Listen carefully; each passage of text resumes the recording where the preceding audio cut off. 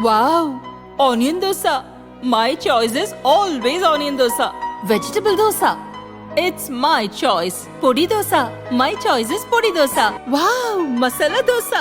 It's always my choice. Dosa வகைகளில் ஒவ்வொருவருக்கும் ஒவ்வொரு சாய்ஸ் இருக்கலாம், ஆனால் எல்லா வகை தோசைகளுக்கும் ஒரே சாய்ஸ் இதயம். சுரா கைட் 12ஆம் வகுப்பு பொதுத் தேர்வுக்கான புதிய பதிப்பு. அதிக மதிப்பெண் பெற சுரா கைட் அனைத்து புத்தக கடைகளிலும் கிடைக்கும். Also available on Amazon, Flipkart and surabooks.com.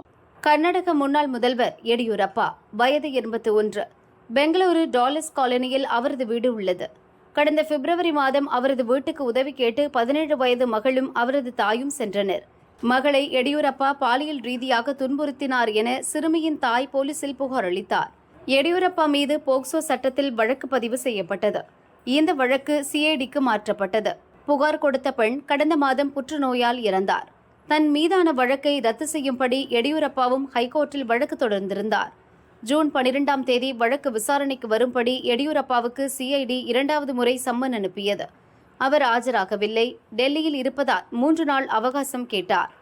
எடியூரப்பாவை கைது செய்ய ஜாமீன் இல்லா பிடிவாரண்ட் பிறப்பிக்க வேண்டும் என போக்சோ கோர்ட்டில் போலீசார் முறையிட்டனர். அதை ஏற்று கோர்ட்டும் பிடிவாரண்ட் பிறப்பித்தது.